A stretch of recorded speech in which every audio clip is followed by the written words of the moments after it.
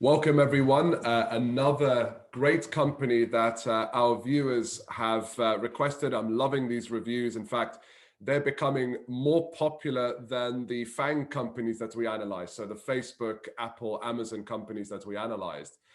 So thank you, TechN, for the recommendation. We're looking at SYME, very, very interesting company. Now, essentially, they are a platform that connects funders with companies that have inventory. So think of companies that when they have inventory of stock, they spent a lot of money to acquire and buy that inventory of stock.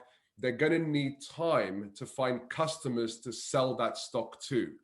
And during that process where they're finding time, they're burning money to keep the company alive. So sometimes they need money in order to just keep them alive while they find buyers to buy the stock. Now, SYME connect funders with those types of companies. And what they do is they will look at the value of that stock and they will say, okay, based upon that value, we will lend you this much money. And once the companies sell that inventory, sell that stock, they will use part of those proceeds to then pay those funders back. And SYME are essentially like a platform. So Ted describes it as almost like confused.com, right? They're a platform where you can find those types of funders and get the best deal, right? And they don't sell it. They're just essentially just a broker for these types of businesses. So Ted, we actually found some interesting information about this business. I think it's the first time we've looked at a company like this. So this is going to be a really interesting one for our viewers. Ted, did I describe the company well? I've come across them before, but you're in the finance game, so you probably have seen this more than I have. You absolutely did, Moeed. So you're absolutely right. This is what's known as working capital requirement.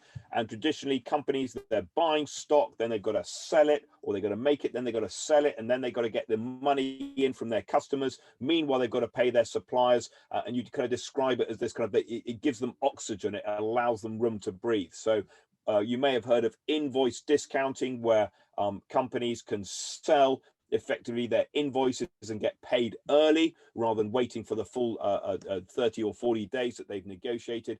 And this is just bringing that cash flow even further forward, allowing them effectively to fund the purchase of their inventory. Inventory must be held at the lower of cost and net realizable value, which basically means the sale price.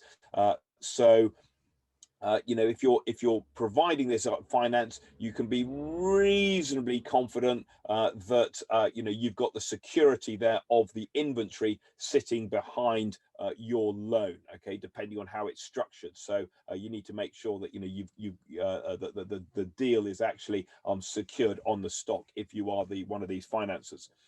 So absolutely right. So let's go and have a look at the accounts. Now, this is quite an interesting set of accounts, because if you click on their, if you go to their website and you click on the annual report and accounts, what you'll find is Abal Group PLC, which was formerly known as Imaginatic PLC. So this company has been through quite a bit of a change over the last while. So here's the chairman's statement. So very briefly, at the beginning of the year, the group was providing a combination of software and consultancy solutions. So it was the kind of software consultancy organization. It really disappointing trends in revenues. It just wasn't working out for them. So they then had the departure of the chairman and the chief executive officer. They got a new CEO. They'd started discussions with the major investors. Those were terminated. They tried to kind of, you know, do some cost saving, etc., etc., etc. They did a fundraising in October, November. And then if you go all the way down to the, so then Angus left the company. So pretty, you know, very, very turbulent time for them, 2019. And then what we see down the bottom is September the 2019, 27th of September, they buy SYME SRL, which is an Italian company that has developed an innovative proprietary digital system which underpins a fintech platform that enables to carry out inventory monetization, which is basically exactly as you described it. So these guys have said, hold on a sec, this is a great platform. This is the future. This is where we are going to bet. Okay, so if we now go on to look at Abal, set of accounts, for example, we're really not going to see anything of interest at all. So because the company basically doesn't do what it was doing when these accounts were prepared. So if we actually look at the income statement, for example, and we'll just go down to the income statement so we can see it, we will see that the company effectively, the revenue is zero, the cost of sales is zero, the gross profit is zero, there's some administrative expenses, it's making a loss, but effectively this is all just irrelevant.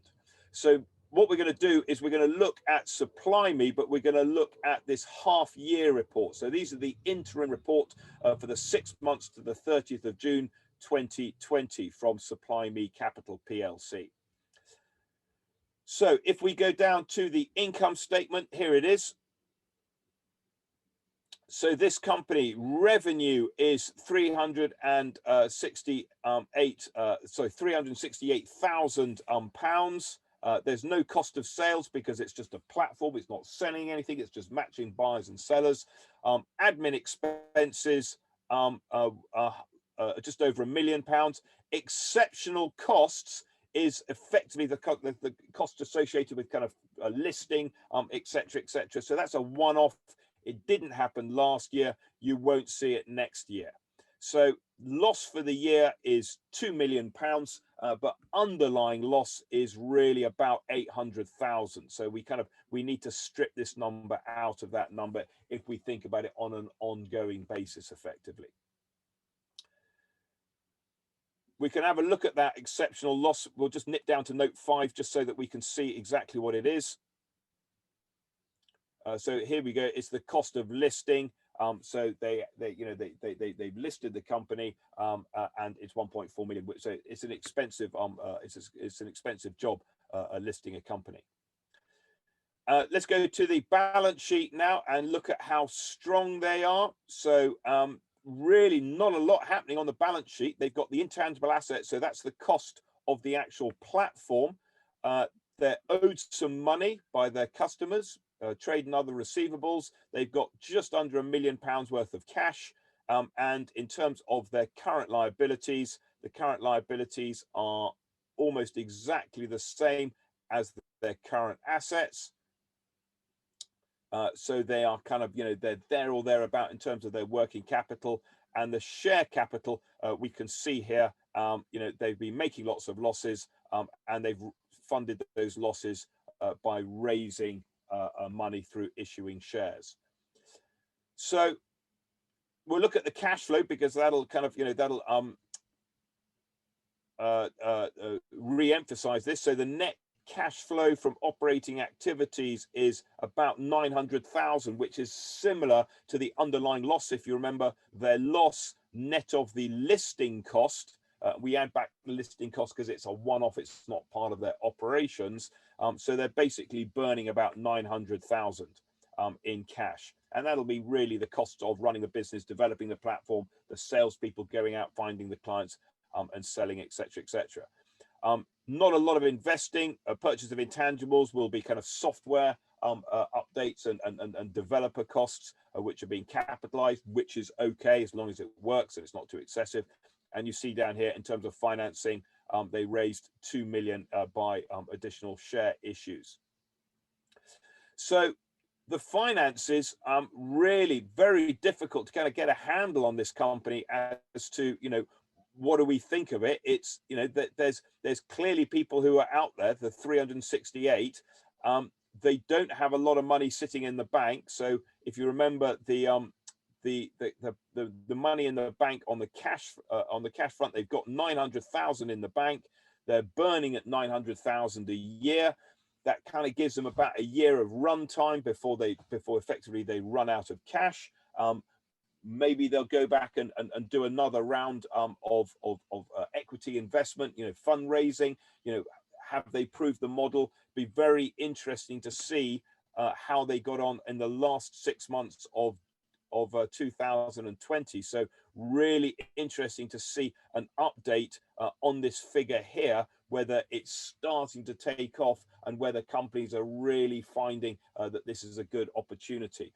Now, just to remind our viewers, Moeed, that this isn't necessarily a company that is struggling, for example. So if you grow a company, then the cash flow required around the working capital is one of the key constraints. And the way to think about that is, imagine if you set up a little corner stall, you're going to need some stock on the shelves, some money in the till, and then you can open it up. And if it's a little corner stall, you're only going to need a few stock.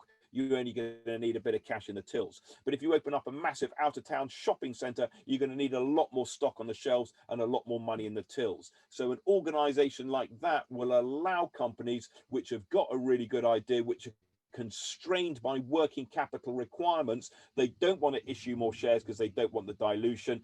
They don't feel comfortable taking on long-term debt, which isn't really suitable for this, because debt is good for investing in plant and machinery and long-term investment. They want cash flow funding. That's effectively what they want. They want working capital funding. This, I think, is a really interesting variation on the invoice discounting concept of effectively bringing it a month forward and securing it on the inventory. So really interesting business model for these guys. Let's have a look at their share price and see how they are getting on.